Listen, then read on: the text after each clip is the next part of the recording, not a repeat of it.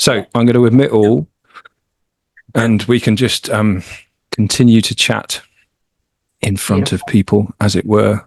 Good morning, Gram Risings. Waiting room is going up and going down at the same time. It's quite a strange thing to watch. Here we are. Admit all. Glad to have you on tonight, Trevor. Very much so. From what I understand, when you're recording, you don't get the people that are there with their videos, their images and stuff. Normally, it's just the people that are talking. Yeah, correct. From experience in the past, so as long as that setting is correct, just so folks know that they're not being recorded. I can see a few people I know. Of course you can. G'day, folks. How you doing? 63. Oh my gosh. Awesome. So guys, just if you've just joined us, we're pretty sure on the video rendering your faces are not going to be recorded. But if you want to turn off your cameras, please do so. This isn't going to be a interactive session. We've got too many on it for that. So there's no call to have your cameras on, and please do mute your microphones as well. We're going to have 3 speakers, marginally myself and Rachel, and then we're going to hand over to Trevor for the rest of this deeply interesting session. So do turn your cameras off or change your names if you're worried about any of that. I'm pretty sure it won't turn up on YouTube. We're all agreed that we're entering the point of the spiritual war where it just doesn't matter anyway. So to my mind, keep your cameras on, let them know you're on the side of the light, and kind of do that to them. That's what I tend to do most days. It's all good fun. Jude is finishing off her dinner, so she's going off screen. That's fantastic. Thank you for the update, Jude. And anyone got questions, put them in the chat. Ben will feed them at the end.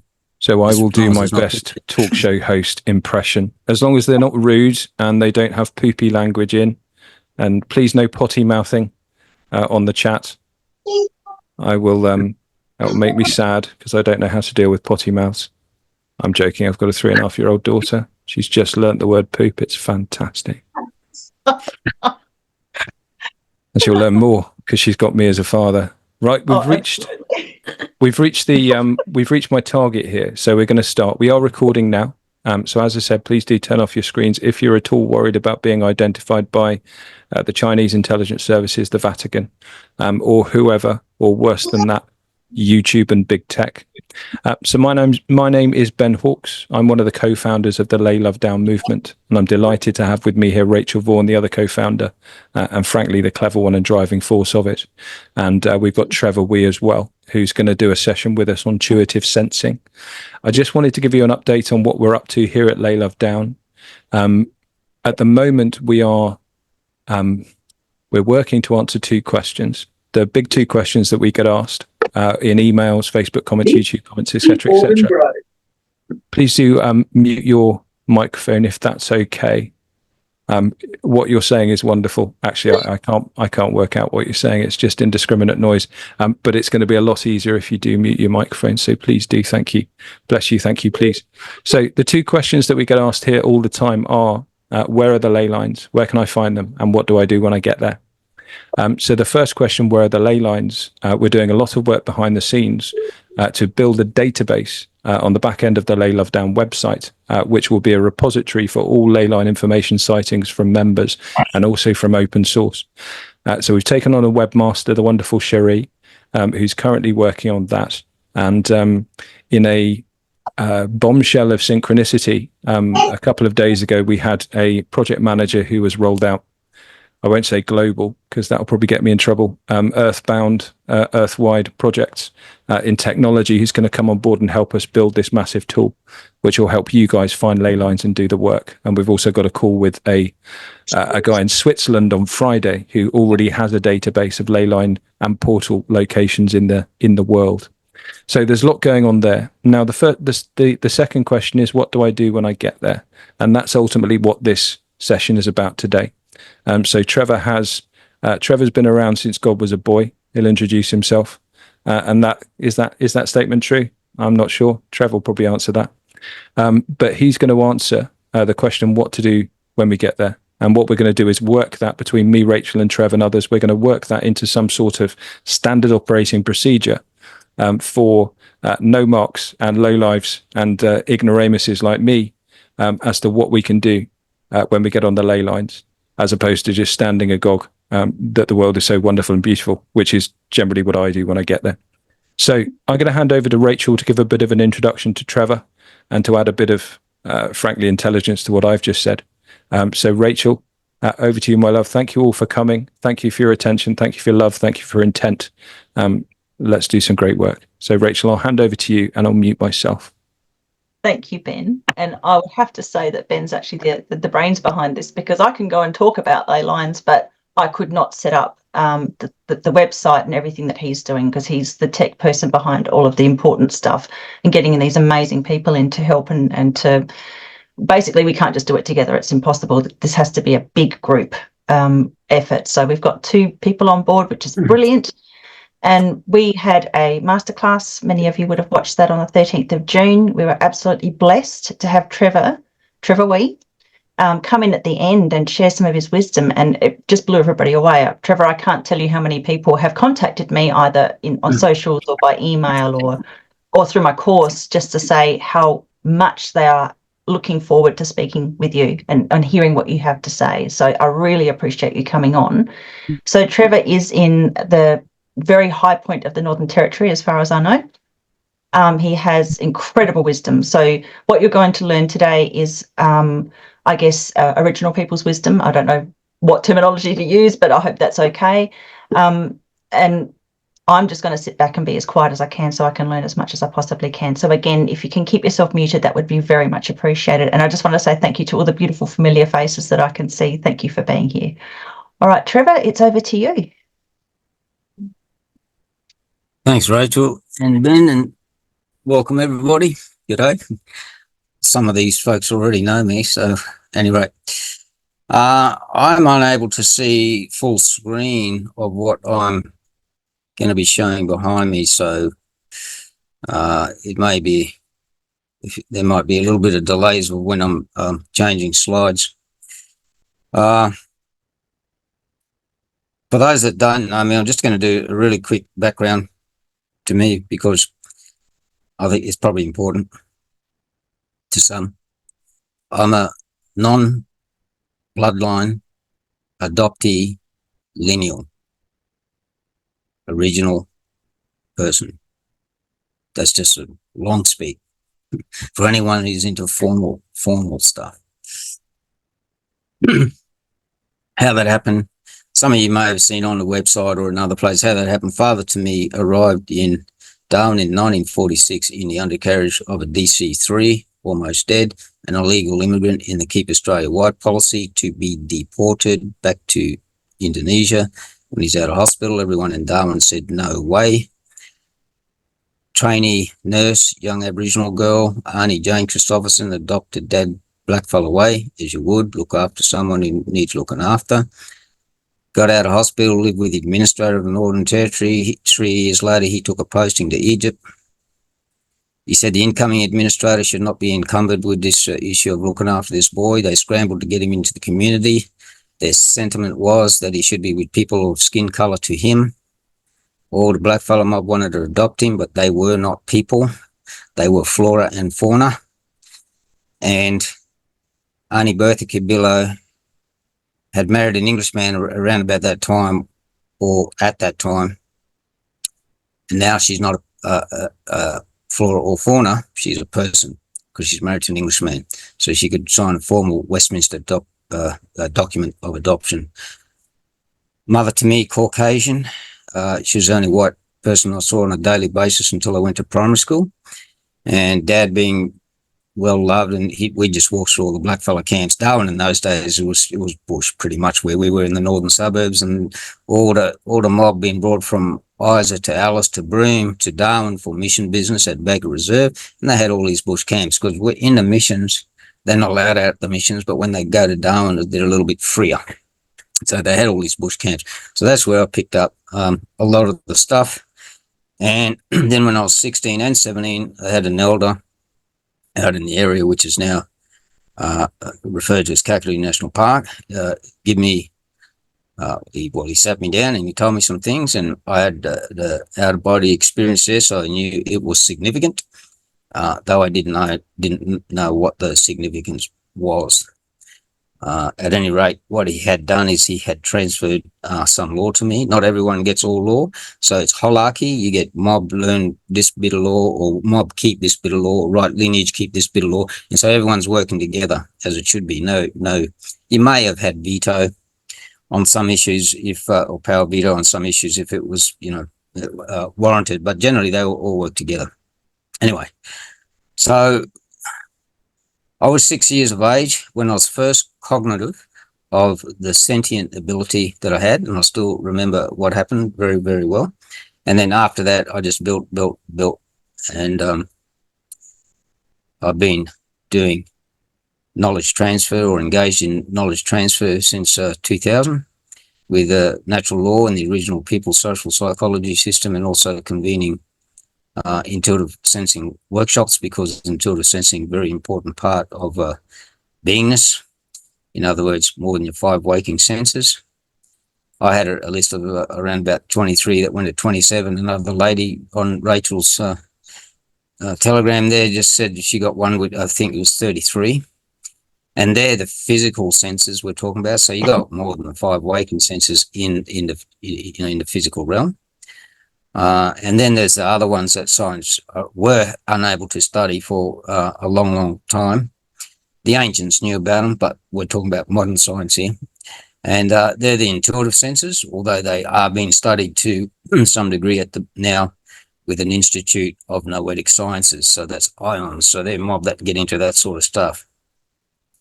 The key to this is that when we're incarnate here, whether we're a rock, a plant, or part of the water, or part of the sky, or a human, or any other animal, what we got to learn is what is helpful and what is harmful. So if you're only using 5 waking senses and you are being led or misled by one of the rigid, inappropriately controlling pyramid hierarchy constructs on this planet, well, you're basically going to just, you're going to stick with the 5 waking senses. A lot of people don't talk about the other stuff because of the fear of ostracization and, all sorts of stuff, because in the old days you come out with that. Well, they had like knives, and then swords, and then spears, and then guns, and then bombs, and they just don't want people to be into human beings. So many of the folks on here will know what we're talking about. It's a narrative that's easily goes back 7,500 years, and some people push back to around 22,000 years. So there's whatever you think is right for you, that's okay, but it's been going on for a long time. The original people on this continent been working with the song lines. I'm going to talk more about the difference between song lines, ley lines, and whatever. But we've been working with the song lines since as long as we know. We got stuff painted in artworks here around 25,000 years old with all of this information in it.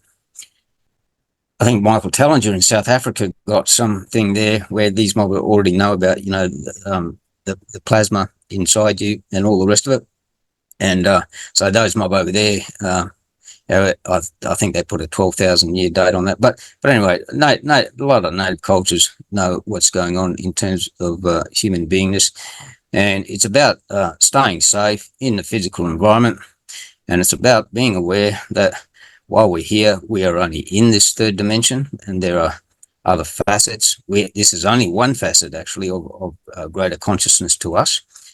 But while we're here, it's very important, and I'll talk a little bit about natural law, but the law of correspondence, okay, as within, so without. It's very important that while we are here, we are doing the best we can for the good of all at all times. Because whatever we do here, and I'll talk about vibrations affecting all other vibrations, what we do here will have an effect on something else, somewhere else. When you have a law, look at the law of reciprocity, you folks, we call it comeback in Pidgin, you folks will know the word karma. Okay, so this is a real thing. It's one of the natural laws. So we do what we do because it's right. The original people here been singing into the songline for 10,000 years, and what they're singing, there's a lot of different ceremony on different lines, and then you got the vortexes with the border on them as well, and different ceremony going on there, because not all vortexes are the same. I'll get into more into that in a moment. But you break it all down, and the essence is what they're singing is for the continuance of the harmonics and of the balance of the natural world, because we are in this third dimension a part of this natural world, and they are syncretic thinkers. So how that works is when you look at the rock, the sky, the water, the trees, all the animals and you come together to form the whole, then you know that together you are whole, and then you know that whatever you do to anything else, you're invariably doing to self. Okay. The diacratic mindset, it's a subset of the syncretic, runs through the reptilian cortex, and it focuses on polar opposites. Very good for flight or fight, but unfortunately it's very easy to control or program with fear, and they have taken that out and made it the overlord on this planet, while dumbing people down to accessing the full range of sensibilities that they have. Okay, so that's just a little bit of context of where we're at here before we actually get into the mechanisms of the songlines first. I appreciate some of this may be new to some of you. Some of you may already know it all, and you may even know more than me. That's all good. It's no right or wrong. It can be same but different, and we all learn from each other. Anyway, I just gonna cover off. Other than that, in circles to you, you may have people that are doubtful about these things for whatever reason. That's all good. With what I'm presenting here, even if you are very conversant with it, or you may hear something which enables you to explain something easier to somebody who hasn't got it yet. And if they're not getting it, it doesn't matter. That's business to them. That's life path to them. So don't be distracted by attempting to convince other people, because the focus is on what we are doing in beingness as individuals. Okay, that doesn't mean you're unable to help assist others, but I've seen sometimes where people get very distracted by that and then stop being selves to them. I think you probably get what I'm talking about there. Now, I'm going to mention a little bit with intuitive sensing as we go through.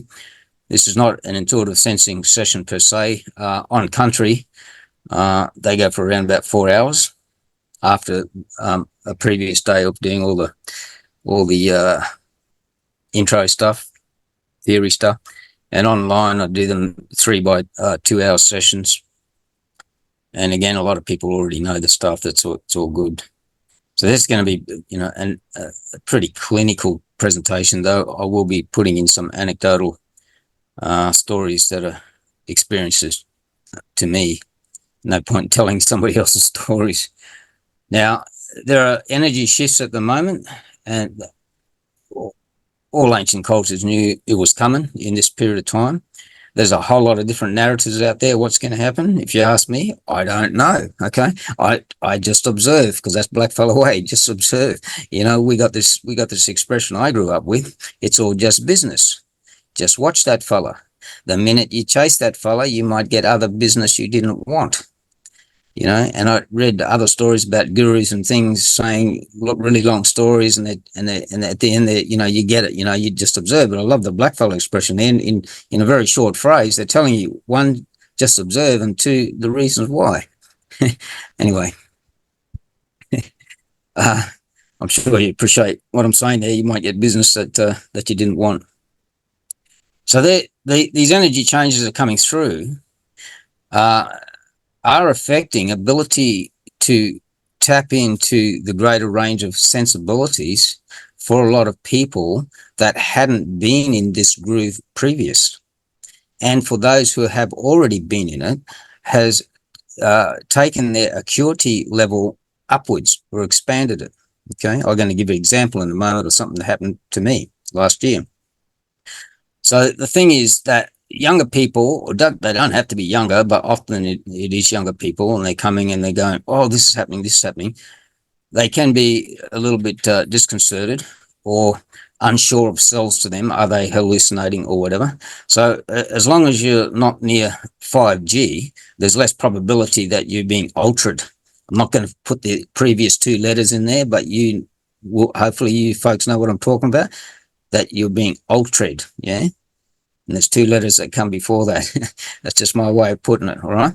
And so it's more probable, if you're not near 5G, that you are actually experiencing real phenomena. So, and that's, phenomena in the conscious dimension, not necessarily in the third dimension, although for some it could be as well. Now, I'm just going to cover a personal one that happened to me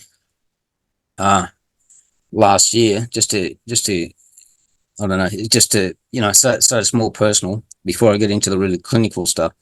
Up until this time last year, I had around about 35 out-of-body experiences that were such that by the time I had the third and then fourth one, I knew that if you get it again, something significant is happening. You've met someone who's going to be very significant in life to you in terms of shaping attitudes and or bringing knowledge to shape right attitude, or an event that you see, but more often it's been people.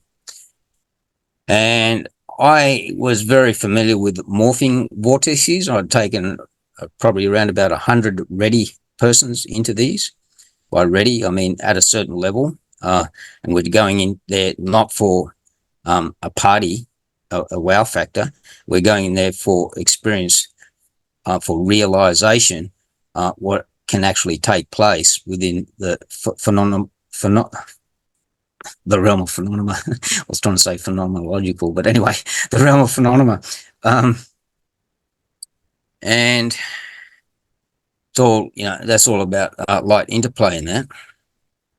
And I've also connected with others at memory transfer level that suggested past life connections. Now, whether you're into the narrative of past life or not, I'm not particularly neither there nor there, but I just stand next to some people sometimes and I just get all this stuff and it floods in and I go, oh, and I go, okay, well, there is a connection within some of you may have seen the anatomy of the anemone of memory metaphor that I draw.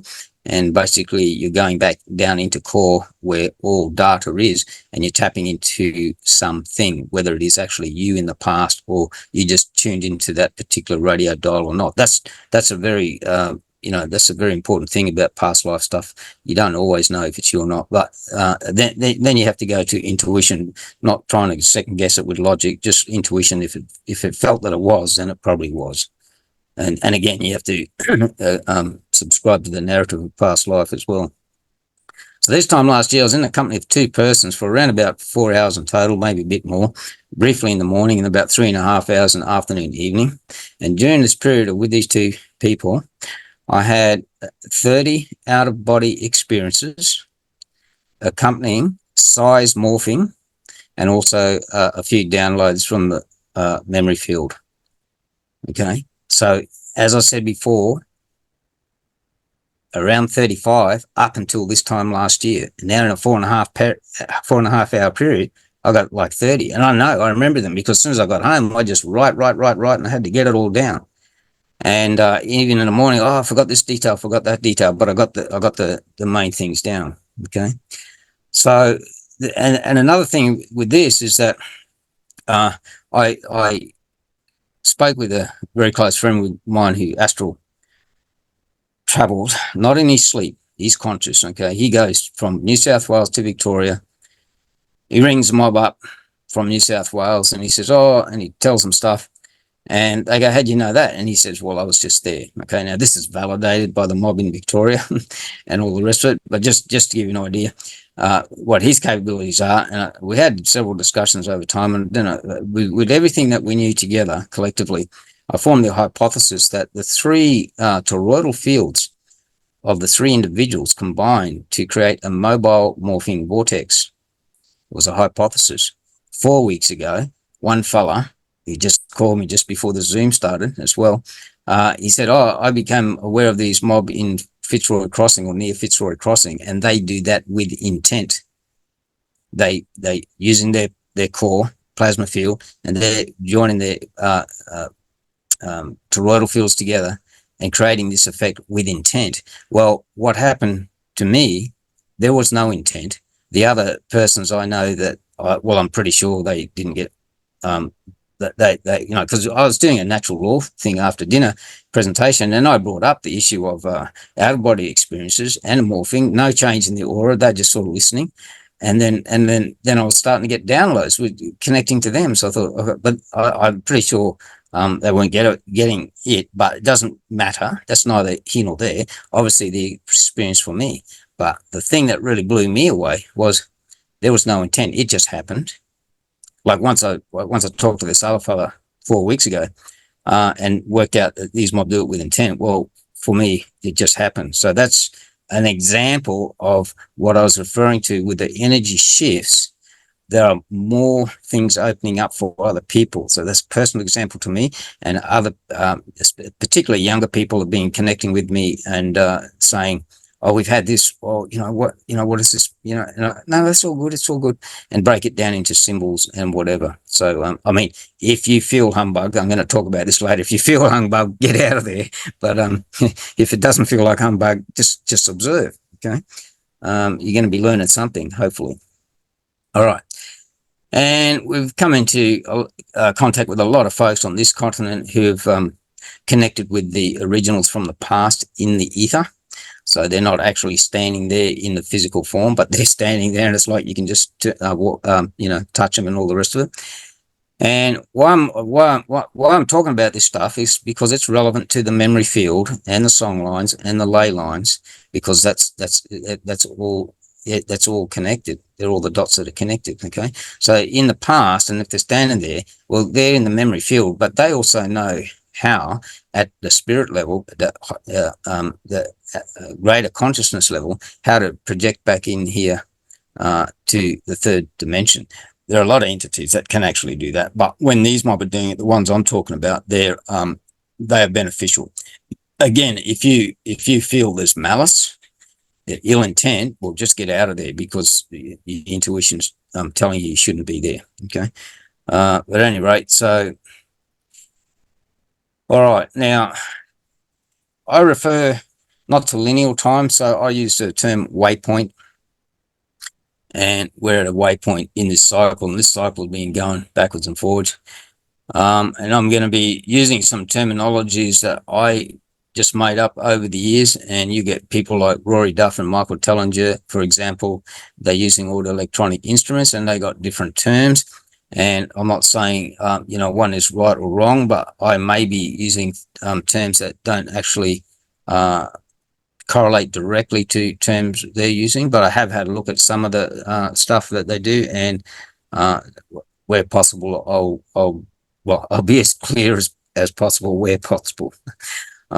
So now, when we're doing this work on a memory field, what we're doing is we're inputting a vibration, same as what I already described with the original people, to maintain the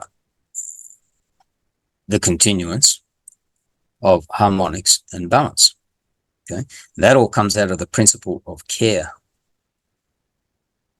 Now that becomes the natural law of care, and that's the feminine generative principle. The first two principles, I'm going to have a slide on this anyway, so I'll get back to that later. The first two principles, they all manifest simultaneously. The first two are mentalism and care.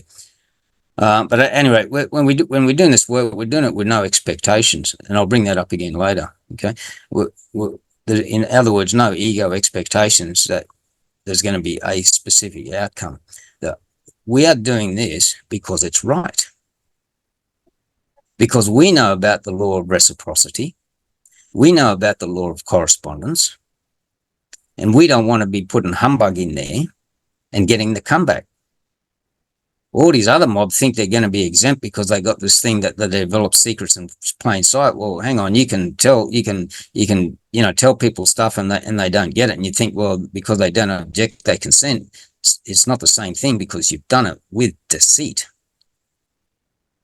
Okay. So they're going to get the comeback. And that's what's happening in this time and space now in this waypoint. How quick? Don't know. Be in the heart, stay in the heart, and that's business to them. They're all us anyway, unless they're actually androids, bots. But anyway.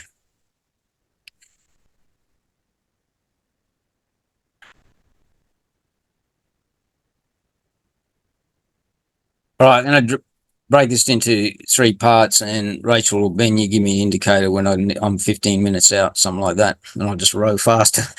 Okay, so and you got the access to the recording afterwards as well, folks. So if I do start speaking really quickly, you can listen back later, whatever. Okay, part A, I'm going to cover the energy types and memory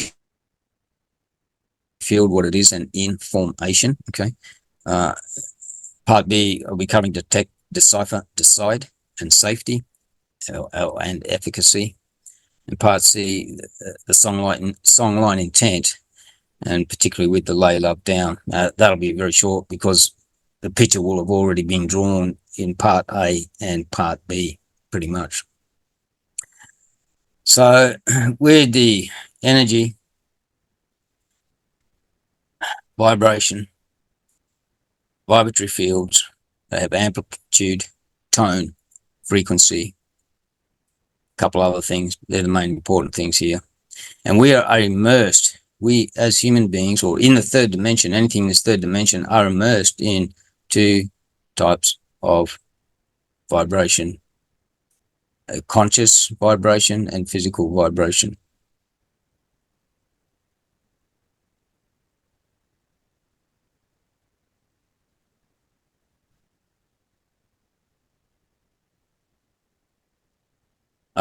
Just before I change the slide here, behind me is an image of where a songline comes through onto the coast. This is where I grew up, and 500 meters from here approximately is where I was meditating around about 6 years of age. No one told me how to do that. This is all just stuff that happened intuitively.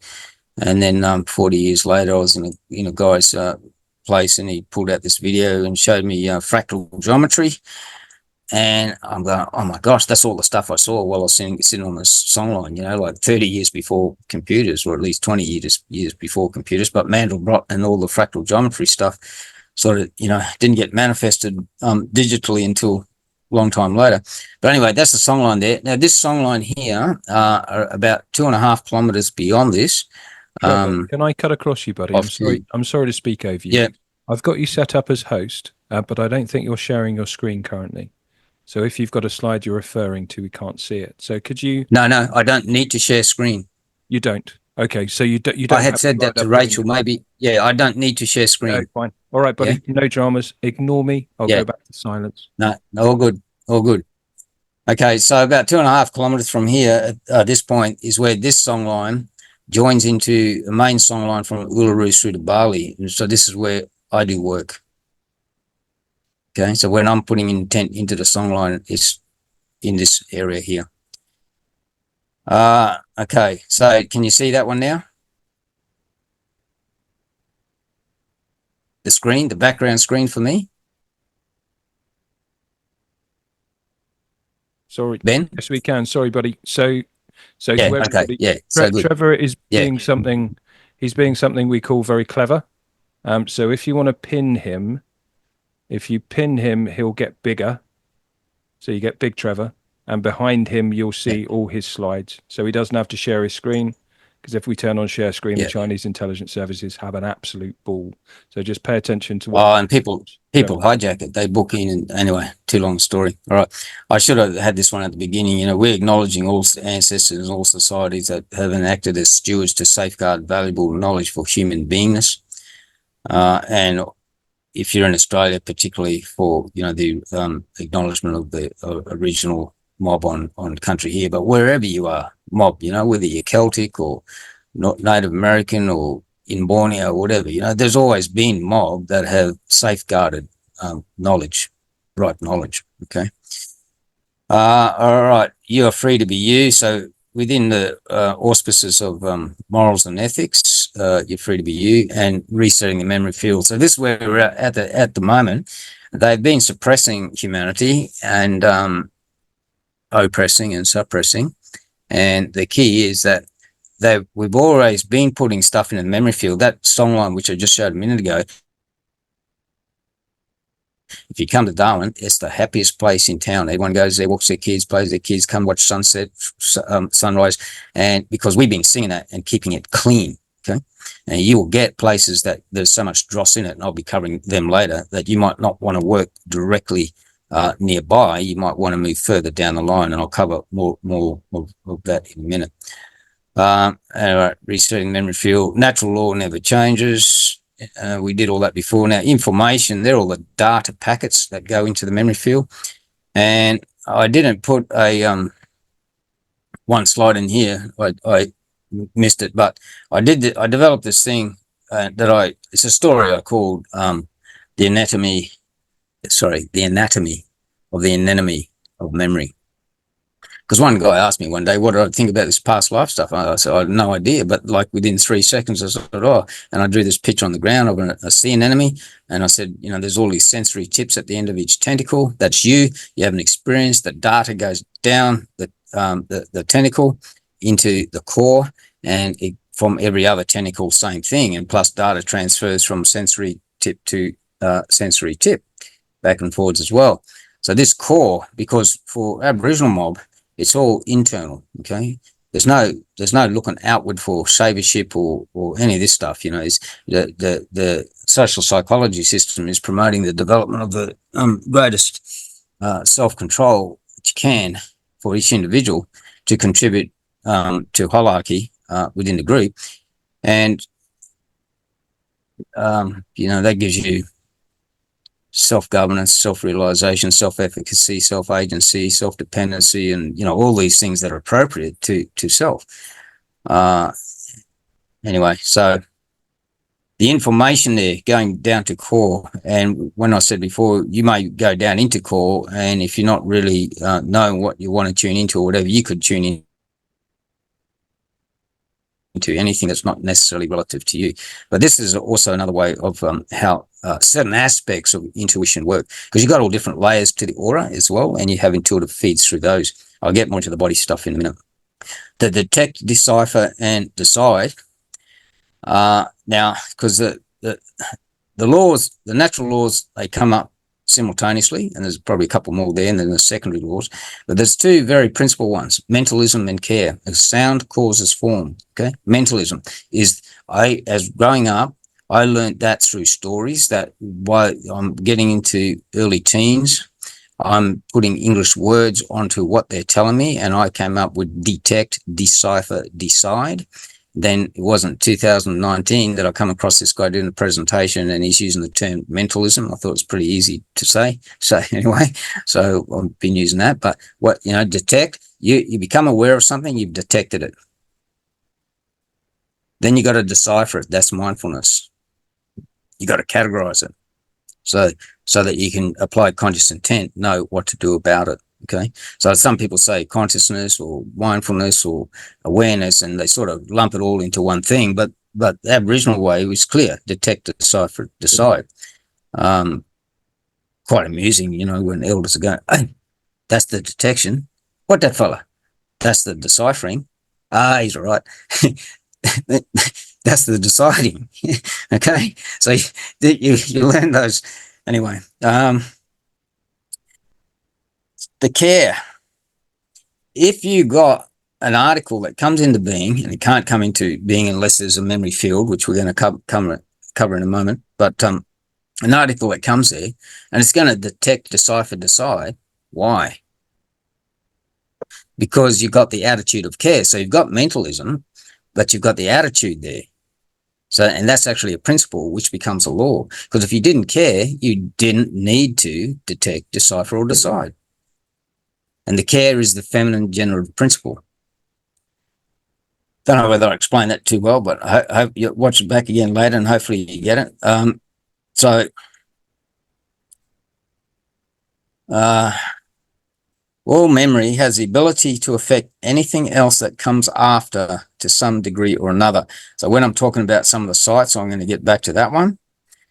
There's an example of a toroidal field, which every atom has, your body has, the plants, the animals, the planet, probably the solar system, probably the universe and the multiverse, wherever you want to take it. But anyway, in the third dimension, in the, the smaller items, solar toroidal field and plasma involved there.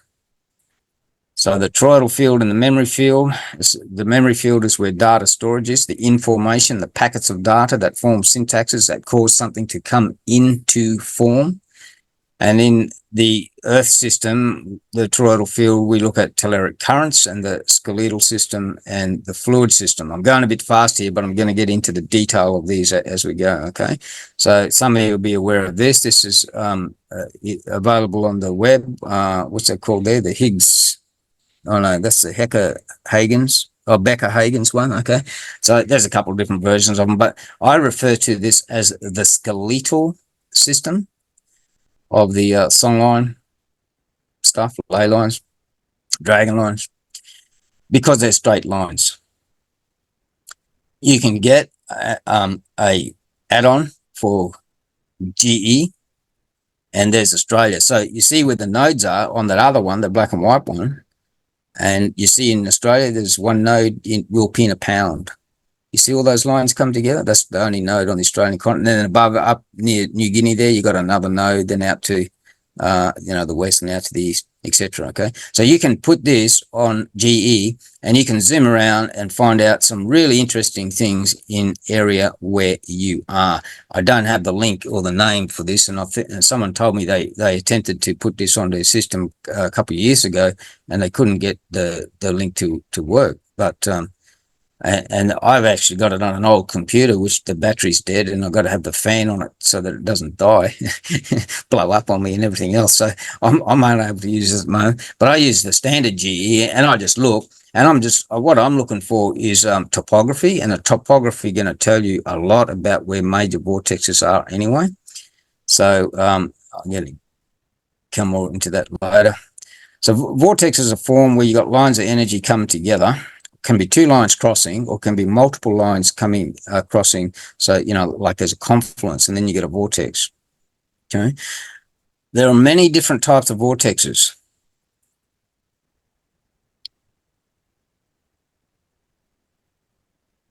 All portals are vortexes.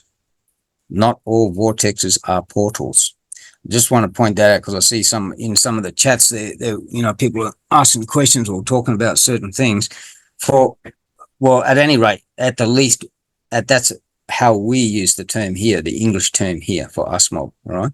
Because a portal is the one you can actually go through. You can translocate through it. Okay. I've been through a portal from the eastern seaboard of Australia and come out in South America. And that was validated by the guy whose property I was on.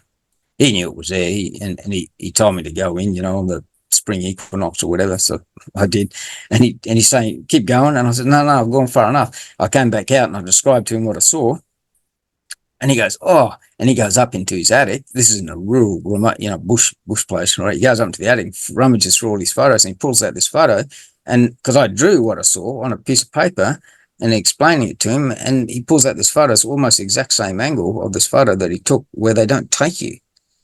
Because he could sense he was on this guided tour, and you got to follow the tour, but he wanted to go over the hill to the left, and he thought, oh, well, I'll book the same tour the next day, wait till they get way ahead, then I'll go over the hill. And that's what he did. And he got these photos, so they're not published in books, but this is a really distinct thing there. Anyway, that's a story, all right? And the thing is, we don't go out and we look for these things. I mean, serendipitously, synchronistically, you know what I'm trying to say. The things that we're meant to experience for growth, we will. Okay, so I don't go chasing these things, like they just happen, and that's very Blackfellow way.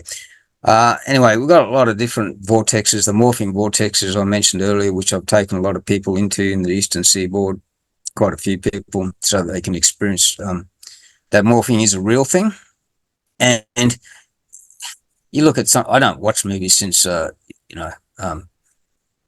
about 1980. I stopped watching movies when I realised that how much rubbish was embedded in it. I don't know, just intuitively, I just knew there's a lot of stuff wrong on this planet. That's just me. Stopped listening to music, or the live music, which is, the right hertz and everything else is all good, but all that what do you call that, pop music stuff, there was just so much rubbish in there, like humbug stuff, for human beingness, and people just didn't know. The point was that a lot of these movies, because people send me clips of things, they're showing you all this stuff about morphing and everything else, And I remember coming out of one of the last movies I went to see, and all these people go, "Oh, that's great science fiction." I'm looking at them going, "Hang on," they think it's science fiction. They think there's fiction. That there was things that were shown, like the story was fictionalized, storylines fictionalized, but there's stuff in there that's actually real. But they didn't get it. And that's all good. As I said before, everyone's on life path to them. Now, the songline system, leyline system, dragonline system, whatever you want to refer to, because there are different components to it, is a natural system within Earth where information is stored within memory. Okay. And they made a synthetic version of that, and it's called a computer, and it works on your phone and everything else. And it's a real thing. But it only works when the power is on, and the natural system is always working. So we got conscious intent, we're singing on the lines, and we're putting that intent into the memory field where it's stored, and it has the ability to affect anything else that come after to some degree or another. And I'll come back to this point later. Okay. With a computer, the conscious intent is telling the fingers to go onto the keyboard, which is analog, and that it goes down, created to digital, and then it's the silicon chip, which is doing all the processing stuff, also involved at some level with the storage system as well. And as I said, it only works when the power's on. So, and it's all digital, but this is exactly the same as what's happening in the Earth, but that's a digitalized version. And silicon is the most abundant element in the Earth's crust. So all native cultures knew Mother Earth as being a big memory field. Like, that's a modern term that I've put on it. They've got different labels for whatever, but it's a memory field. Even if you look at drumming and the Chinese New Year, where they got firecrackers and drumming, with the big gongs, what they're doing is they want to fragment all the dross, all the kaka frequency, all the kaka data, so that it can be dispersed and go back into the universal scheme of things. So they're doing that with intent. You get a computer and it does the same thing. The delete doesn't do anything. You got to get a shredding tool, and it's going bash, bash, bash, bash to defragment the syntaxes, to actually get rid of it. Like that's same but different. Now I'm going to go into this little thing here with a law story, LORE, and I'm allowed to share this because it's law that was transferred to me, and so that's fine. It's business to me to share this. It's responsibility to me, actually, to share this. And I'll probably just go through the mechanics first, and then I'll if I remember, I'll tell you what happened. So we spoke about the circle, and that's the feminine generative principle of care. So it's a receptive shape. There's a little one of it, and there's a little one inside of a big one. Okay. And we're referring to that as core. So this law story, LORE, everything is there. That's what the circle represents. Everything, including all potential. What we're talking about, looking at here, is cyclic, and it's infinite. But for the purpose of a story, we need a starting point. So the starting point is the first fella comes in, unable to see self, wonders if self exists, then realizes the potential if it makes another one of self, can see self. So it expresses self out onto the edge of the radiant field and create another one with a same size radiant field around it. Some of you will see straight away, this is the beginning of sacred geometry. This is all engraved here and painted here, 18,000 to 25,000 years, the oldest that we can put on it. And at any rate, so you create another one there, and then this, he saw the path that it made and knew where to go back. What are they telling you? They're defining the article of memory right in the very beginning of third dimensional manifestation. You have the article of memory. If the article, because he saw where he came from, he wouldn't have realized if he came from there unless he had memory. Okay, the article of memory is there right in the beginning of the story, and until you have memory, the third dimension cannot come into being, nor can it persist in being. Okay, because you need memory of the data to know what the information is. What the data that's going to cause that thing to come into form has to be stored somewhere. That's the memory field. Okay, so when we're talking about these song lines, ley lines, dragon lines, whichever you want to refer them to, it's the memory field. This is a law story. And that is actually the dream. Okay, the third dimension come out of conscious dimension. So we've got the dream, we live in the dream. The dreaming is continuous. You have personal dreaming, and there's too much to go into in this session, but I thought I'd just put that in there anyway, so you get a bit of a scope. So we've got the memory in the memory field and the song lines. Causality. Now, it's really intent is the program, if you like, or the software, and the hardware is plasma, and that's way too deep to sort of cover in here as well. But for any that you want to research that, it's the core. That's why I always refer to the core, and it's within. Okay, and the reason I put this in now is because when we are gonna talk about song lines and what we're doing on them and the intent, and leave the ego out of it, it's the causality here, and I'll get to that more later, but I'll just put that slide in here now. So we've already talked about the information and the sound causes form, and we got the memory field. So that's where the memory is stored until it's broken up, fragmented, and or dissipated. Now we are singing. So we said sound causes form. Singing, if you got something in song, it's very easy to remember. You read a book, which paragraph was this, was that? There's some people get really good at remembering long things, but singing is a song is usually quite short. It's very easy to remember, but also those sounds that are being used are in balance with the harmonics of natural beingness, if you like. Some of you may be aware of Beethoven, all those modern, they used all the sacred geometry, like whether they did intentionally or not, but they go afterwards and they find all of the stuff there, and why they're not all of their music, but why much of their music is very I don't know, it's key sound, because it's in balance with beingness, as opposed to some heavy metal, which is like boop, boop, boop, whatever, and just that's the robot mob. Sorry to be so subjective there, but all right. So, like localized consciousness, localized consciousness is the mind. So when we're in this third dimension, we're working with the mind, and if you're at a level where you're working with the core, then, which is the energy that I spoke about before, I've forgot the terminology already. The mind can access other realms of consciousness, but while we're here in the third dimension, using the body that we have and the articles of the body that we have, we'll make a sound. The sound has a frequency, it's projected, and it's entrained in the memory field.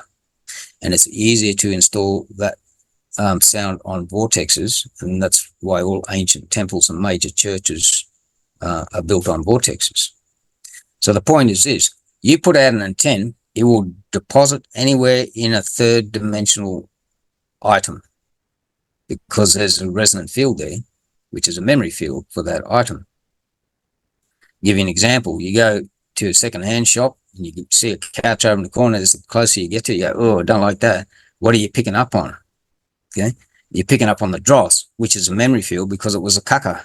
Someone there sitting there with, anxiety, depression, whatever. If there wasn't someone like that, well, you wouldn't feel that. Okay. So you can deposit anywhere.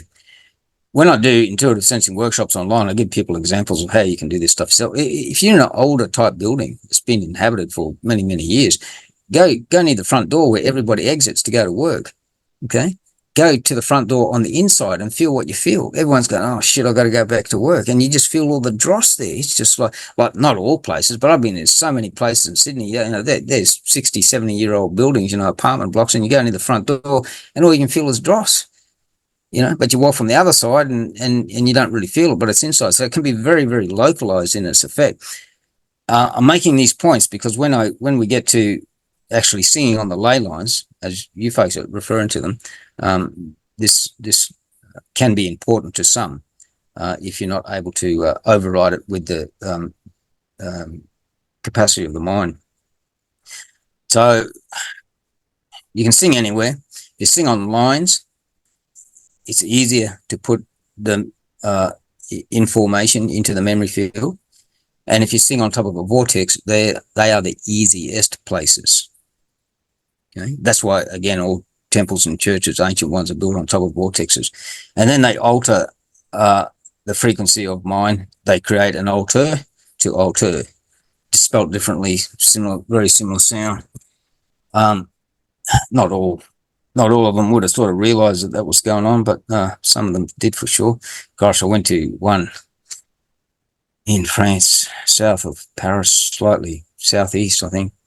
And as we were approaching this place, then parked, and I could just feel all this caca energy come from this place, and walked over and went in, and there's all these statues and things, and it's really crowded before you get into the place where the people do the worship and that. And it's just got all these artifacts from, I don't know, hundreds and hundreds of years collected there. And there's just so much caca energy. It's just, I'm thinking, why would you bring young children and stuff to places like this, or even adults, it's just terrible. They're not all like that, folks, but that was just one example. And we've been to a lot of places where there've been very hot energy, but I don't want to get bogged too much down in stories like that here. So clearing. The screen is a bit thing that says clearing. Okay, conscious energy, residual data packets are entrained. So when we're using conscious intent, we're wanting to rewrite that. Basically, that's what I refer to as resetting the memory field. So if you got a bit of humbug and you go in there and you use the conscious intent, right? A lot of people use smoke in the clearing process because smoke is a physical article. You can focus on it. If you don't have any smoke and you're very good with the mind, you can just use mind to you. They use smoke in a social situation because younger people haven't learned the mind control yet to a certain level, and so everyone's focusing on the smoke. It's a physical object being combusted, disintegrates into smoke, and disappears into the atmosphere for recycling. So it's all a symbol. At any rate, you don't need the symbol once the mind gets really strong. Ameliorating, that's conscious energy, okay? The physical energy, you're never going to shift it. You can make it worse with sick building syndrome, building roads in wrong places, excavation, and all the rest of it. But you can ameliorate it. So we've made dissipators out of crystal, and very small ones, but they work in a house where a room is too bit hot energy, or down the side wall of a house where too hot energy, this type of thing. So it's still there, but instead of a sharp thing that's hitting you, okay, go into a microwave oven and go to sleep. You're going to get hit, you know, okay. So instead of a sharp like this, the dissipator goes, takes the energy is still there, but now it's dissipated and it's more, okay. So instead of cutting a jugular, you've just put a little nick on the skin. I hope do you follow that? Hopefully. Anyway, so ameliorating, because of physical energy always going to be there. If it's in the land, the land. I mean, if it's a building or something, well, they can always take out the building. But, you know, because buildings actually, you know, you've probably all heard of sick building syndrome, and there's a lot of things that happen there where they create stresses and stuff like that. Bridges are really bad, and people sleep under bridges, and they just got all this really cucker energy all the time. It's really hard to get them out of that cycle, because they become entrained in that cycle. They feel secure there because they're not getting rained on, they're not getting snowed on, you know. But in fact, they're in some of the hottest energy fields, you know, constructed by man. Damn walls, same but different. Back to care. Clearing. I did that. Sorry, I was just trying to find out where I am.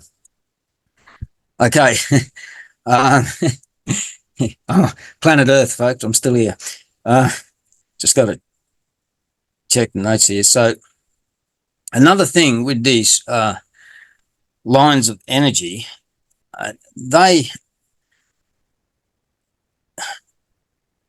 that you can refer to them as the hardware, all right?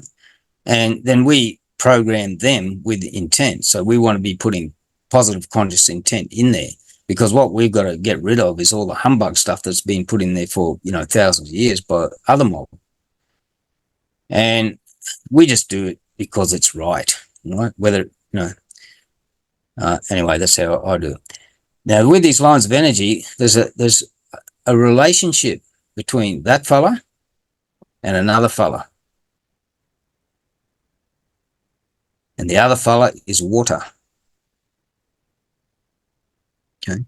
Some of you will see that Japanese fella, I forgot his name, that doctor, and he froze the, after putting sound intent into water, and he froze them, and you get all the crystals form a certain way.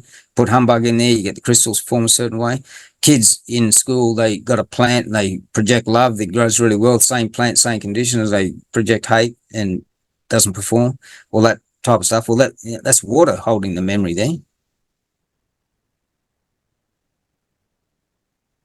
So when they're cutting down heaps and heaps of trees, that's humbug. If the water that's in there is beneficial memory. I've been to a place in Glebe in Sydney where the trees were so full of dross right outside of a Catholic church, and then we walked down and we found the same, and these weren't Australian trees, they were some species from Europe, possibly oak or something, I forgot now, but they weren't Australian natives, and they were old trees. They'd been planted there like, 200 years ago, and they were just so full of dross. And then we walked down the road and another church and full of dross, and then where all the priests live, full of dross, and then boarding school for the kids full of dross, another church full of dross. And then we're still walking down towards the harbour, and then there's a brick wall on the right, higher than the head. And I said to the lady, hey, that's all really good energy in there. What's in there? And she said, that's the Buddhist temple. And I said, oh, well, let's go in there. So we had to walk down the end of the street and come up the parallel street to get the access in. And I went in there because I wanted to, because it was good energy. There's still a vortex. So that whole region there was all Bora. The original people's Bora, and they put all their churches on it, but they've been doing humbug there for so long. Sad but true. Anyway, so the trees are storing the water, and the water stores memory as well. If you haven't seen that, what that Japanese guy does, with freezing the water and the crystals, take the photos after they've been charged, have a look at it, because it'll validate stuff. And incidentally, just because I say something, don't believe me, folks. do your own research. But anyway, so I'm going to go back to the memory has the ability to affect anything else that come after to some degree or another. Now, this is more for the safety stuff that I'm sort of getting into now. But there's a place outside of Moolumbar, and when you come around the bend on a rural highway, there's a cross, then another one, then another one, another one, grave markers, okay, all in this one spot. And first time I drove through there, I said, oh shit, this is really, excuse the language, this is really kaka energy. And then I also realized it was a really big songline. About a year and a half later, I met old Fred Brooks, who was a dowser of that area. And he said, yeah, he told the council about it, because RTA did all the tests, Road Traffic Authority, they couldn't find anything wrong with the alignment of the road. Why would these accidents keep happening? Well, they coined the term microsleep. People are just going to sleep. So the memory is in the memory field, and then it is triggering people to behave in a certain way, and it's unconscious behavior, and they're having all these accidents there. It happened to someone I knew. He just lost it on the site. Now,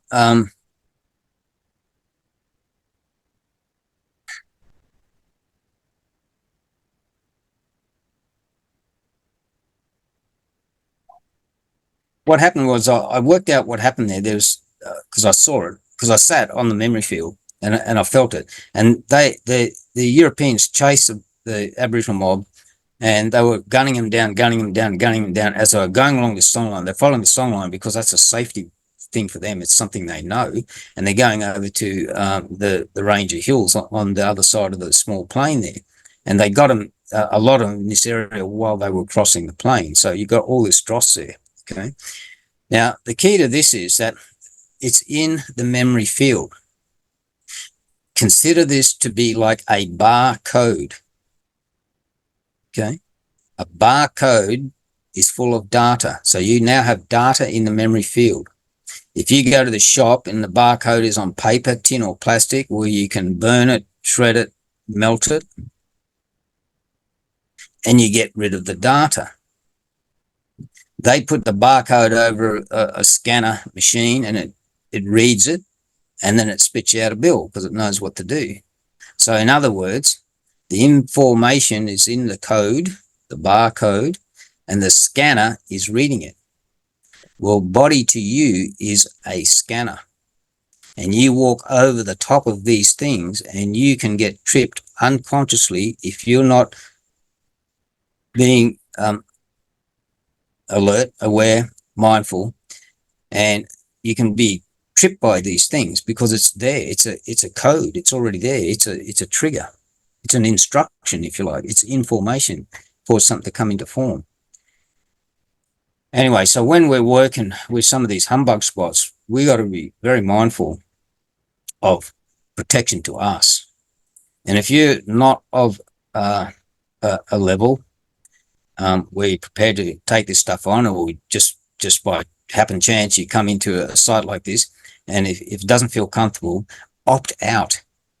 Just leave. Okay, because if it's humbug, you don't want to stay in this frequency too long. We've got a lot of hot earth frequencies, compressed underground water, stagnant underground water, dead earth energies, vortices that spin too hot, all this type of thing. They're the equivalent of, microwave, radar wave, radio wave, high voltage power line, 5G, Wi-Fi, all this type of thing. They're humbug to the biomagnetoelectric body. So you don't stay in there too long. So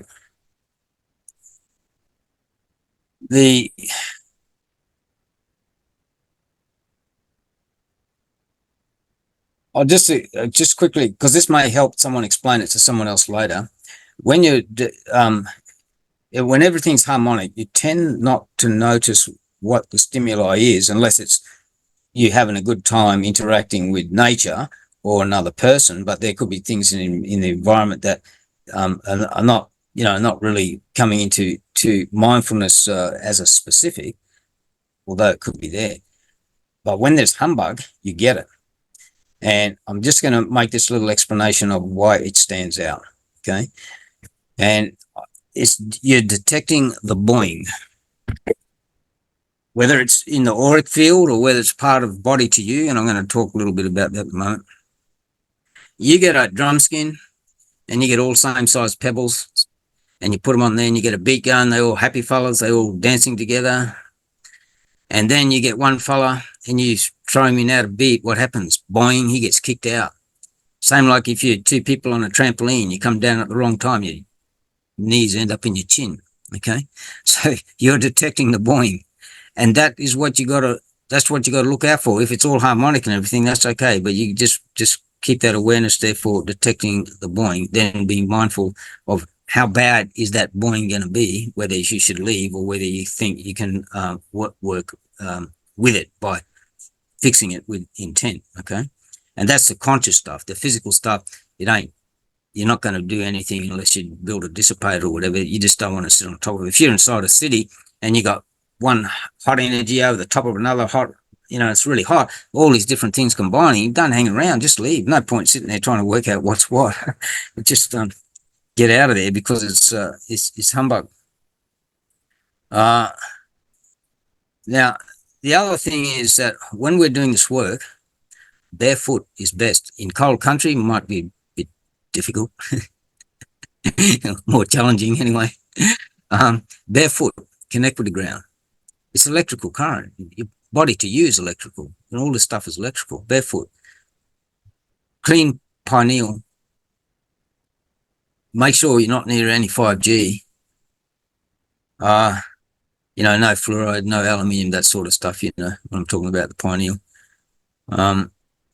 Yeah, I mean, if you've been, doing detox, this, that, and the other, but if you got some things ailing in the body, look after self first, because if you're not looking after self first, you won't be able to contribute much to others. So do what you're comfortable doing safely there. And as I mentioned before, if you want to opt out, you opt out. So there are a lot of places you can find which are nice. They're nice. Okay, and you can do the work. But I know that there's a lot of places, and even if it's in the rural country area, and they're humbug, because things that happen there in the parks, things like wars and whatever. Now, to the lines themselves, most of them are in the ground. Okay, some of them are on top, and some of the vegetation interact with the ones that are on top. And if you're in a desert with not much vegetation, the site stuff with the vegetation is not going to assist you much. Now, the vegetation thing is good, and you'll see different things happening with different types of vibration and frequencies with vegetation. If you tune into senses to you will feel that there's a whole lot more that you're not seeing, because there's no vegetation cue. You're getting a cue from nothing. Okay. So that's why we get people to access the full range of sensibilities. And when I started doing this in a primary school, because I was asked to, this is too long a story to tell here, but I thought, how am I going to work this? Because I'm in a remedial situation. These kids are already 6, 7, 8 years and older, and now I've got to go backwards. What's the easiest way to do this? And I thought, take out the sense of sight, put on a blindfold, and then took them through all these little practical steps to get them to tune into more of their senses. But anyway, that's another thing. I thought I'd just add that there, because if anyone's interested later on, we're going to attempt to do, we won't attempt, we intend to, do some intuitive sensing workshops online. Now, I've been to a couple of places where there's been a hill, and there's been a line of energy there, and then they cut into the side of the hill and then build the house, and the line of energy has now got nowhere to go. Well, it's got the house, and nothing works in the house.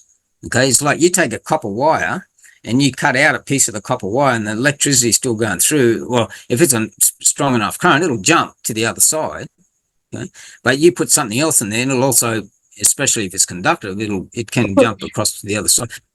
If you get lightning, I mean, it's indiscriminate. It just goes to wherever it wants. But at any rate, I've been to a couple of places where they cut into the earth right in it where a line is.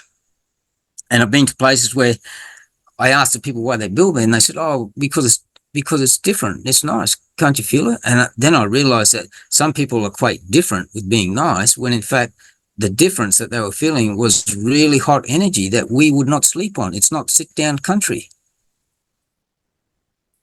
And, but so again, you know, if you grow up in a certain egregore, or you have certain influences from others or whatever, and you could easily make the mistake of deciphering something that's different as being nice simply because it is different.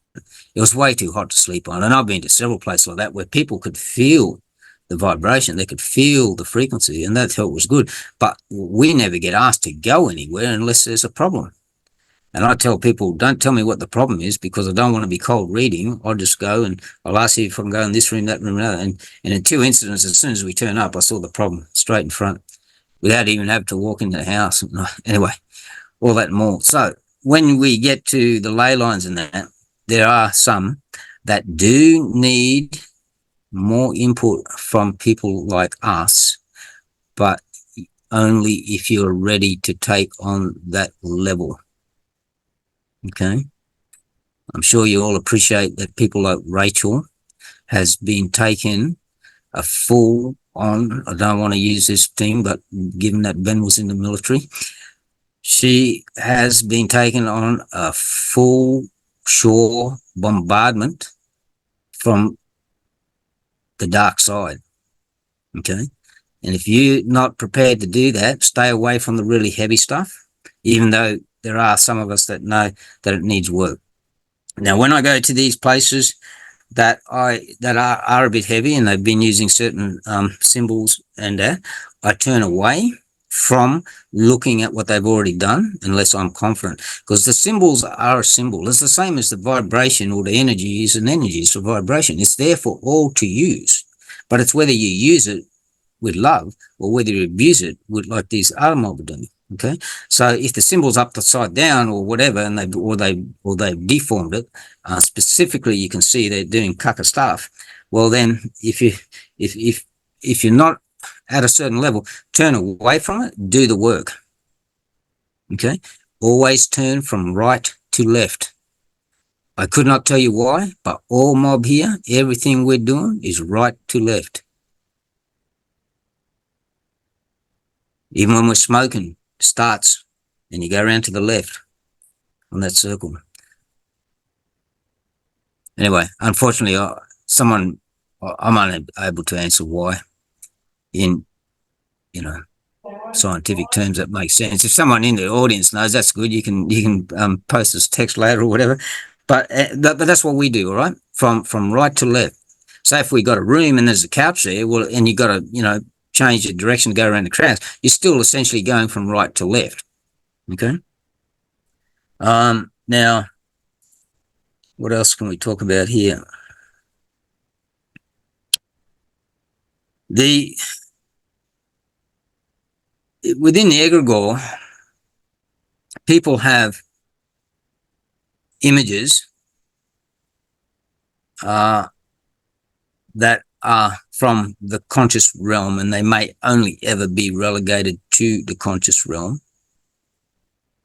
And then they see that as something to follow, and then they're using it here. So what I'm going to refer to here is personifications of archetype energies. And they don't work so well in Australia, or they could do if you're at a church area or something else. But if you're out bush and you're doing stuff and connecting with Blackfellow Way, don't worry about the personified stuff.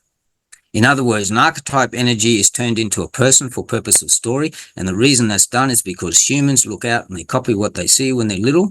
And if you're growing up with a pack of wolves, you'll copy what the wolves do. If you're growing up with a bunch of humans, you'll copy the egregore of those humans. Okay, but a lot of things are manifested as personifications consciously because humans will follow humans more easily than they will a pack of wolves if they had a choice. I hope you get that.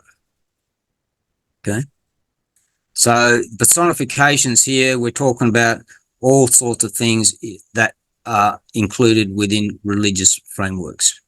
Now, what I'm not doing here, I'm not having an attack on people's faith. That's there's no issue at all with faith. Just be very careful what you're investing faith in. Okay, because that the archetype energies, the archangels, that's an angle of arc. You want to know why the 33-degree Masons? Why have they got the word degree? Because it's an angle. It's an angle of arc. Then they talk about the fallen angles. They turn them into fallen angels, but they personify all these things. But blackfellows never personified anything.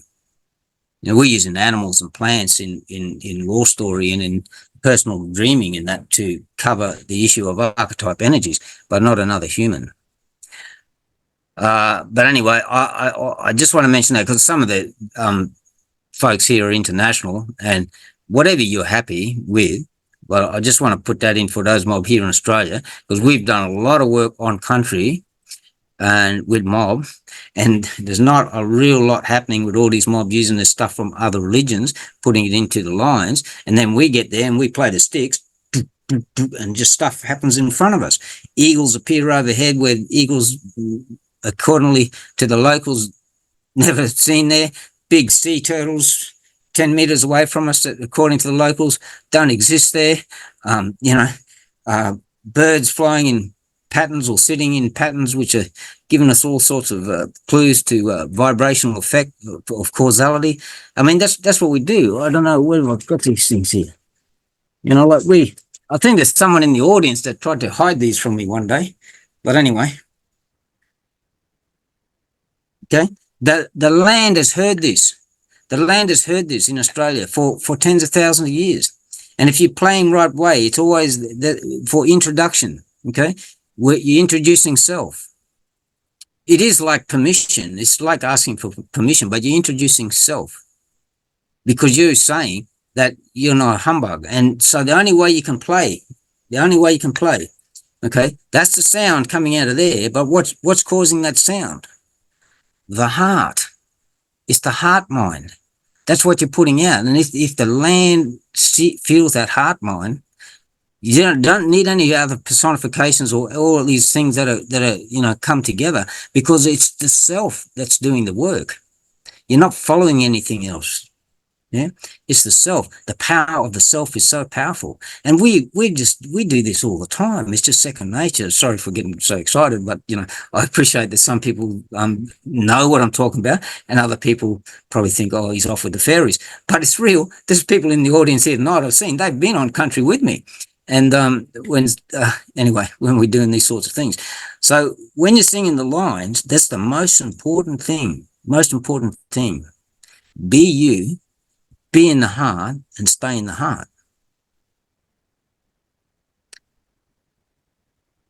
Anyway, I don't know if I run out of time. There's a lot of stuff I couldn't fit in there, folks, and all the rest of it.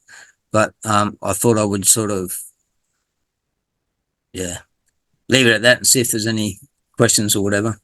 I mean, there's so much in this that can be discussed, but the overview here was for the lay love down, because we're in this period now and more people are getting it and they know. So what I've done is an explanation of memory field, how it works, so that its intent, and so that this does actually work.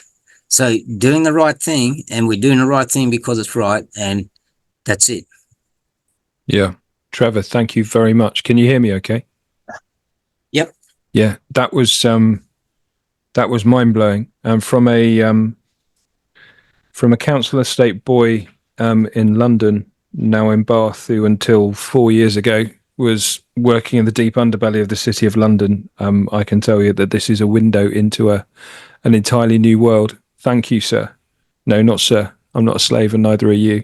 Thank you, brother. That was amazing. I've made reams of notes from that, and obviously we've got a recording from that. And with your permission, what I intend to do is take everything you've spoken about, draw out the main points, and turn that into a protocol of sorts that members can use when getting out onto the lines. And what I'm picking up ultimately is whatever we do it without attachment and without ego. We don't do it to make a name for ourselves. We do it simply because we care. Everything comes from the heart, whatever it is we do. And the simplest activity is singing, because songs, love is a frequency, Light is a frequency.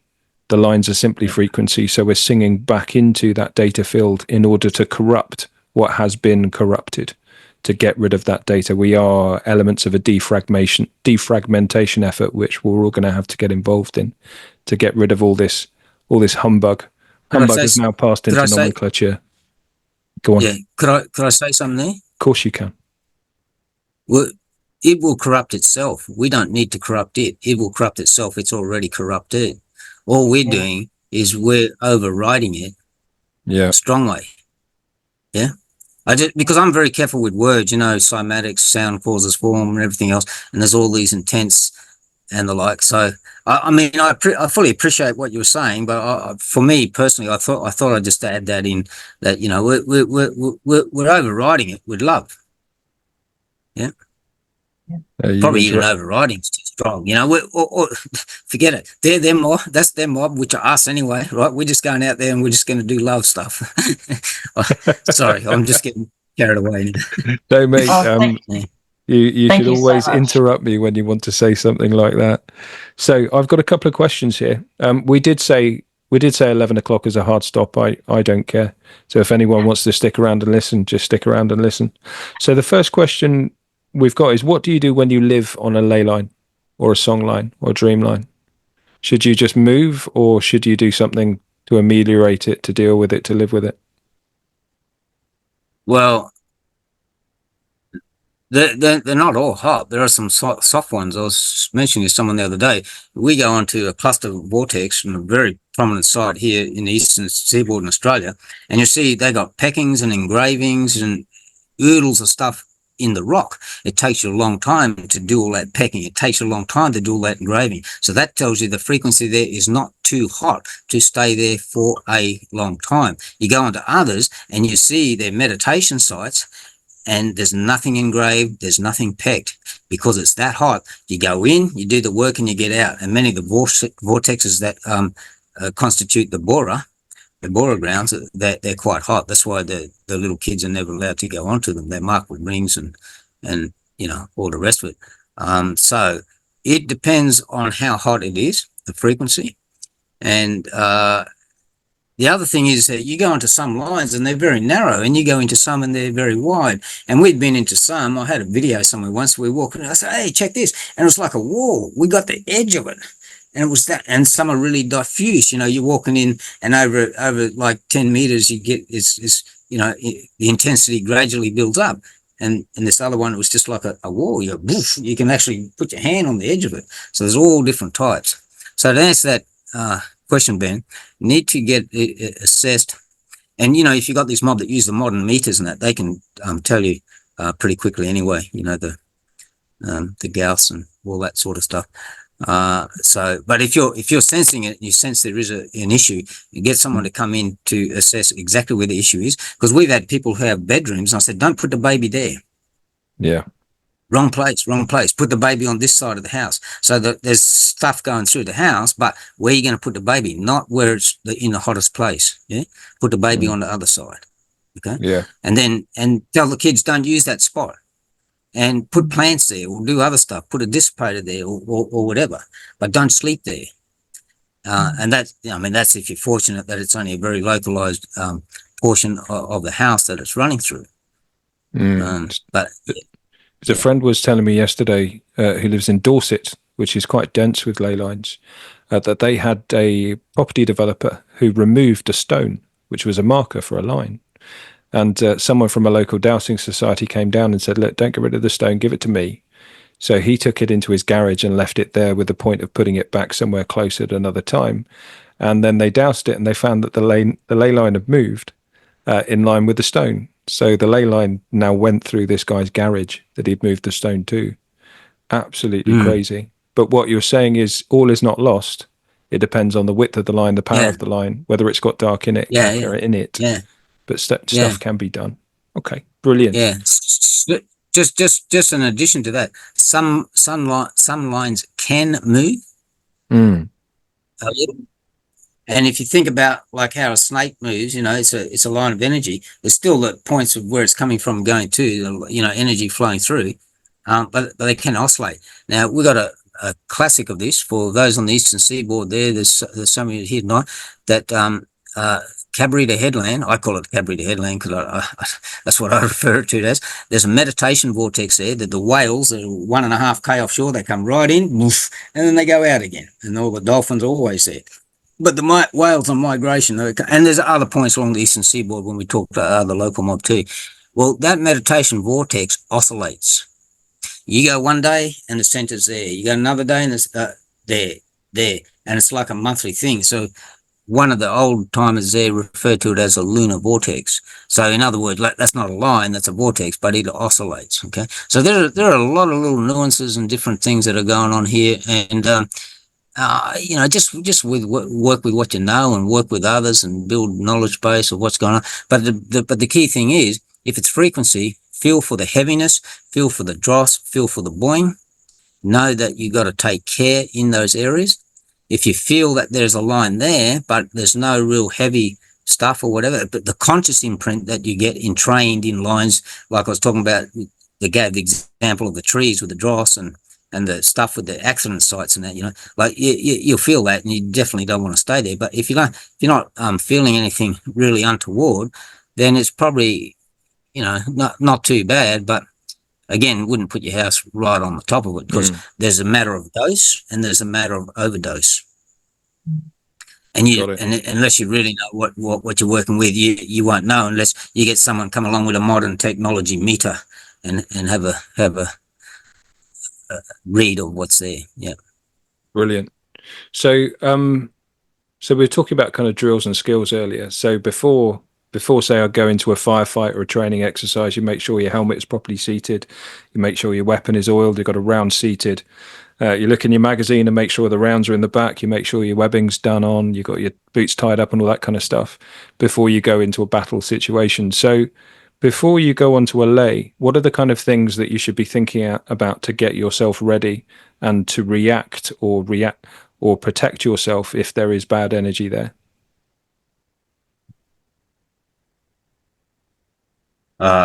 Be as psychologically and physiologically as healthy as you're able to be. Because once you have that base in core, you will be more effective anyway and have greater ability to take on whatever challenge, and have the correct attitude is not to react but to act. Because I use those words as action being a positive response and a reaction being a negative response. That's just me. But be ready to act. And again, if you come across something which is beyond scope to you, opt out. You got to stay safe. If you think it's too much, opt out. Working in groups is good because different people have got different acuities as well. Yeah.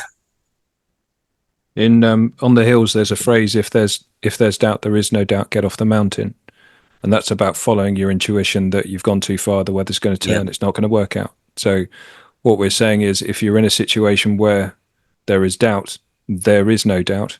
Get off, mark it, move on, speak to somebody else. Perhaps get in a group with ley lines, with LLD people. Perhaps speak to Rachel. Reach out to you and say, "There's something going on here.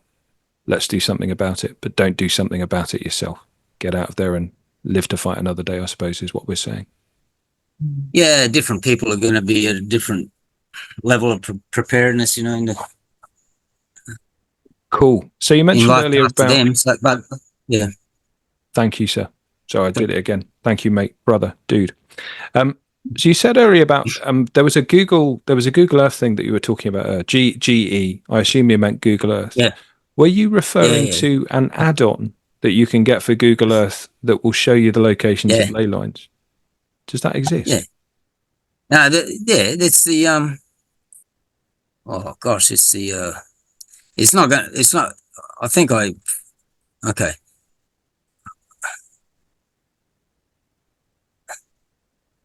That's the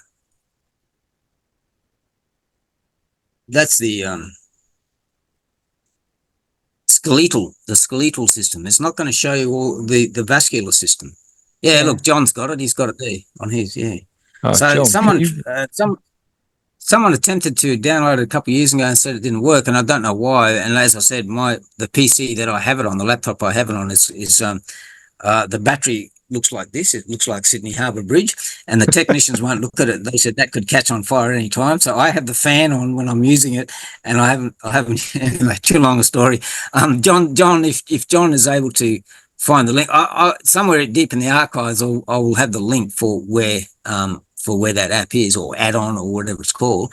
But it's magic, But yeah, and I mean, it what it does for us, it validates a lot of things, because we already know a lot of the stuff because of the topography, Blackfellow Way, and it's also in LORE and everything. You know what I mean? You go around the country and you can feel stuff, and then you got an assistant like this, and it goes, oh yeah, well that makes sense. But at the end of the day, if you're new to it, you can start with the assistant, and then go around and make the observations that you're able to make. Yeah. Fantastic. John, call me baby. Marvellous.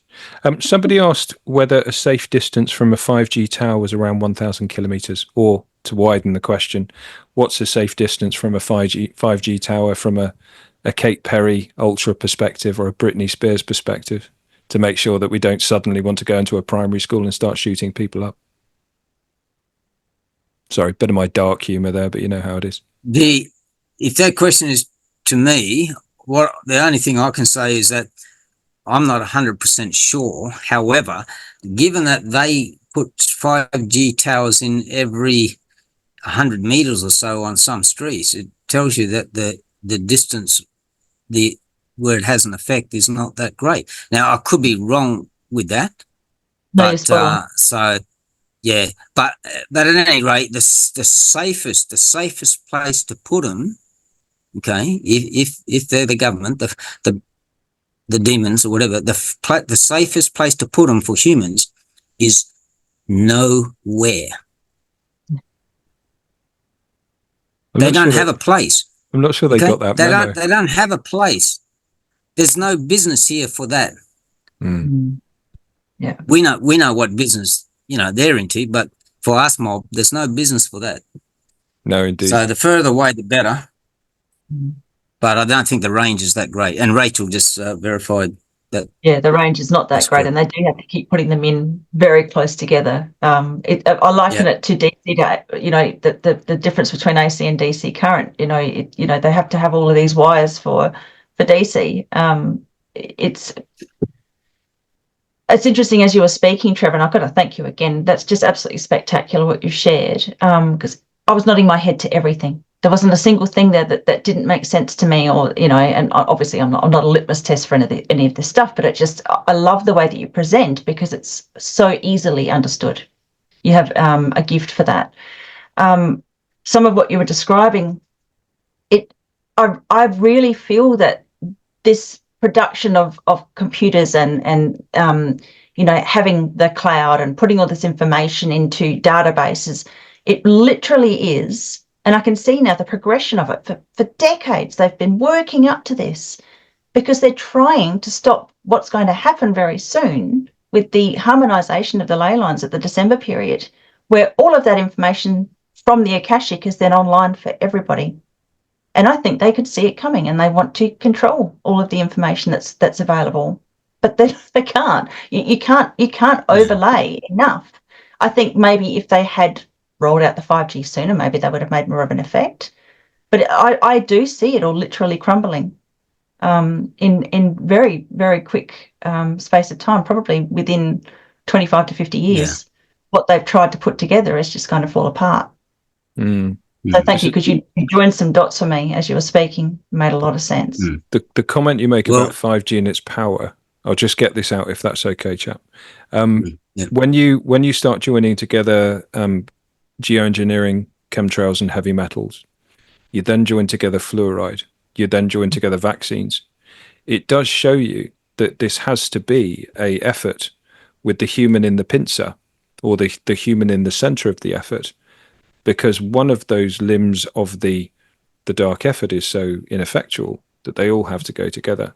You have to have the fluoride, which will make you more susceptible to heavy metals. You have to have heavy metals because that will make you more susceptible to 5G and non-native electromagnetic radiation. And what that shows you is, A, they're very good and well done. B, we are so powerful that it takes a multi-front spiritual and physical war to disable us as a spiritual weapon. So everyone here and everyone wherever should take a lot of succor from that, i.e. comfort from that, because we're so bloody dangerous that it would take a nation of millions to take us down. So that's I think that's a point worth making. Trevor, I spoke over you. Please go on. Yeah, no worries, bro.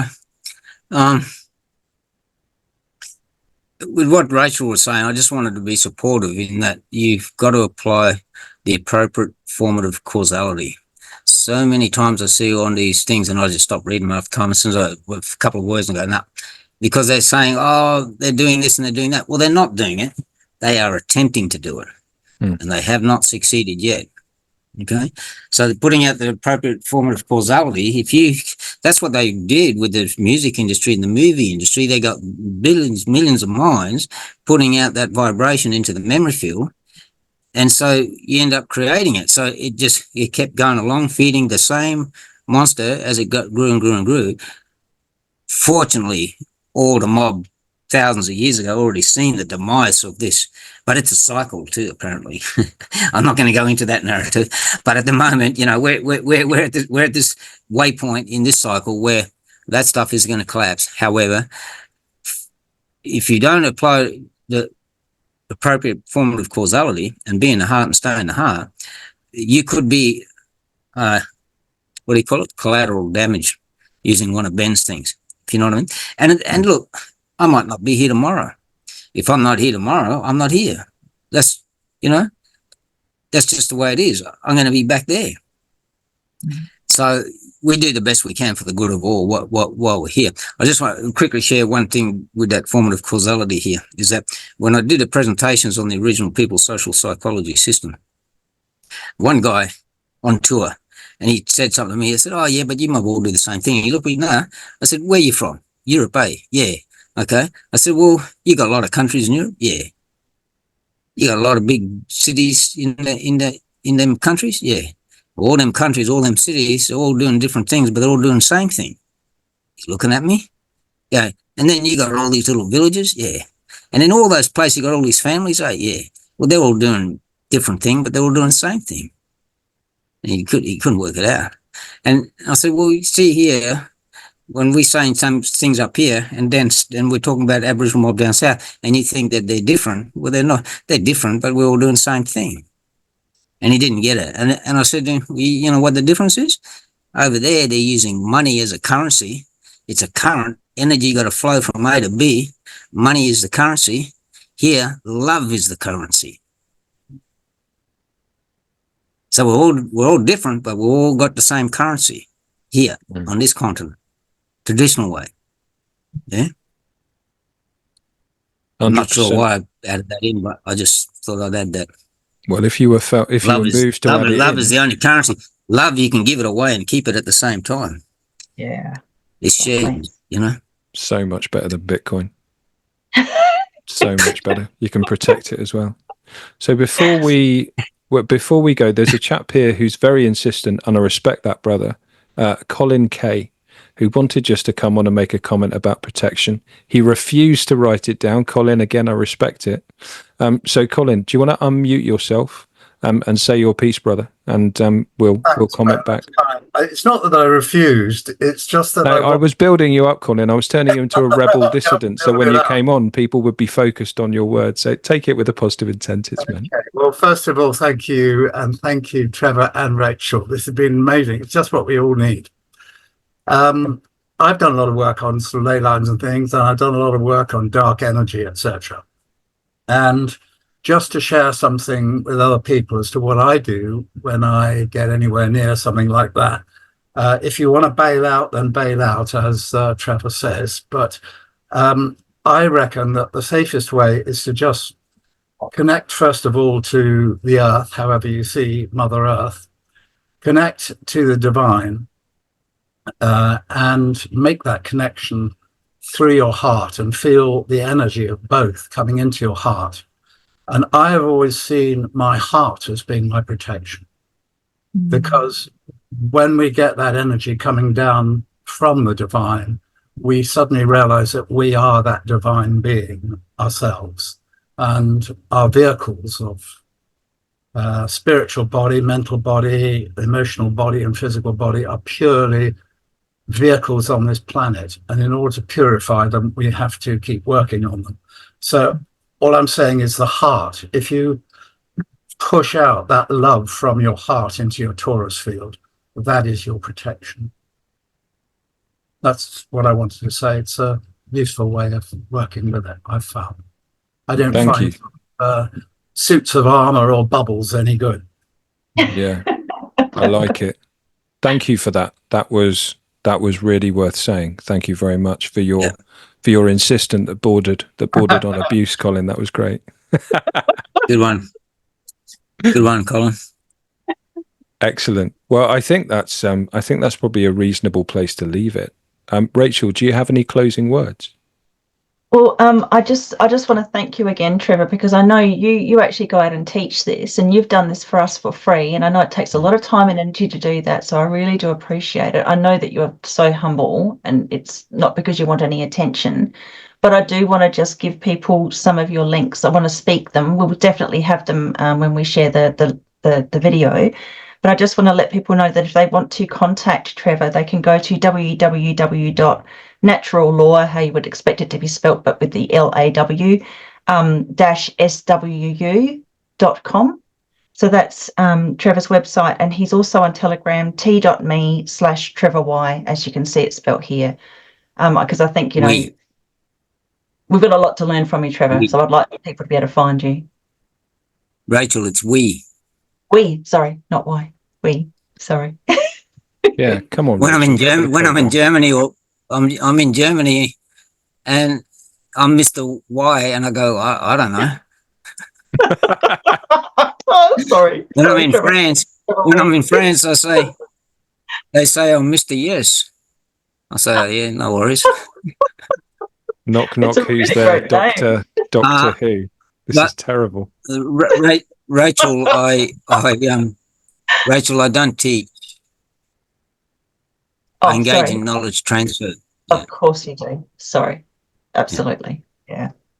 For those who might not have met me before, teaching, lecturing, education, not necessarily always the intent of people that are involved in it, but really this indoctrination of dogma. So I found an expression in the English language to convey what a reasonable people engage in, and that is knowledge transfer. If you get it, you get it. If you don't, you don't. There's business to be you. There's business to you. And within the edifice of morals and ethics, you're free to be you. If you break law, there's harsh punishment. That you could say that's dogma, but anyway, so I engage in knowledge transfer. And it's simple, if you get it, you get it. If you don't, you don't. Yeah. Mergit has just told us that we is how in German. Oh. I don't know whether that's deep or not, but anything can be deep if you say it with a nice microphone and then go, after it. Yeah, that's what I said. Quick podcaster's trick for you there. Marvelous. Well, thank you so much. Oh, and Lucy has just told us it's who in Dutch. That's correct. So I am Doctor Who when I'm involved. Absolutely. Fantastic. I think we need to start a crowdfund to get some sort of group working out all the different meanings of your name, Trevor, and then some sort of worldwide tour promoted on Instagram. I think that would be an absolute killer. For anyone who hasn't met me yet, folks, I'm blinking a lot because I've got a little fan here to keep the laptop open, alive. I mean, it's drying my eyes out. I'm in a container. I'm in the bush. I sleep in a tent, and I've been, because I'm one of those mob that left the job instead of getting jabbed, and I'm in the bush. And I had made sure I got enough battery charge so I could do this Zoom tonight, because I just got a little satellite dish there, runs off battery. And but so I'm so happy. Trevor, this is Have you got like a buy me a coffee or a Patreon or anything like that? I don't drink coffee. Say no. All right. Well, I grow organic. I grow organic, and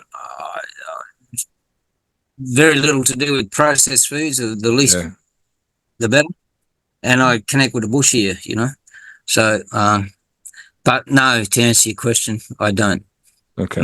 All right. We'll have a think about that over the course of time. Guys, thank you so much. Thank you to all for attending, giving your love to this. Trevor, from the bottom of our hearts, thank you. You've done a great service to us in this movement today. I'm so happy. You know, like if everyone here didn't turn up, we'd be talking to ourselves. And that would have been fun. But I would have been still happy with that. Yeah, 100%. But this is all about intent. This is all about movement, progression, and actually doing something in this 3D realm. So thank you, everybody. Rachel, thank you. Much love. Have a wonderful day or evening. And somebody's showing us a rock. Yeah, Richard. I know Richard. Thanks, Excellent Richard. Stuff. Thanks. He knows what he's talking about. That's the core. He's showing you the core, a version of the symbol of the core, what I was referring to before. And you look within. Thank you, brother. Plasma. Right. Within. Go do great things. Do it from the heart. This is being recorded. It will be on YouTube for about 5 minutes, and then it will be on Rumble. So have a wonderful day all. Take care. Thank you, everybody. Thank you, Ben. Thank you, Trevor. Thanks, folks. Roger out. Thank you. Thanks a lot. Thank you. Thanks, Biggie. I'm going to stand here and salute every one of you as you leave the room. Much gratitude from just like they would have done in olden times. Thank you, Trevor, Ben, and Rachel. Thank you, all of you. God bless. Yeah, thank you, Prana. Prana did the website for me. Oh, fantastic! And we connected. We connected via Rachel's platform. There we go. So things just I was meaning to do it, and I said, you know, Spirit, it'll do it. It'll happen when it's happened. Then doof, just happened. Yeah, it's happened a few times. Prana only just got it up, I think, 3 days ago, something like that. But anyway, it's happened a few times recently with me. People have just popped up and gone, "Do you need this?" And I've gone, "Do you know what? I do need that. Yes, please." Perfect. See, people just don't want to leave. Participants 33. That's got to be significant. Well, good day, folks. Quick story here for those who are still here. I went to a party in Sydney when I first arrived there when I was a young fella. It was the evening, and I said good day to this guy, and he looked at me and he thought I might have came from a different country. And he said, no, here we say good evening. I said, mate, where I come from, there's 24 hours in a day, and they're all good, so good day. Dear, oh dear. Well, I tell you what, Trevor, what I'm going to do with this, I'm going to call it extra time. I'm going to put it behind a paywall. And then I'm going to send you what I make so you can buy a new laptop. How about that? This is the intimate Q&A with Trevor. Right, I'm host now, so I'm going to kick you all out because I need to go and have some lunch. Yeah. Much love. Good to see you, Richard Clark. Catch you later. Same here, Trevor. When you're in Sydney, look us up, mate, for sure. We've got some more interesting stuff to show you. Yeah, cool. Richard Clark, I'm writing you on. See you, folks. Cheers, guys. It's a good list, by the way, Richard. Take care.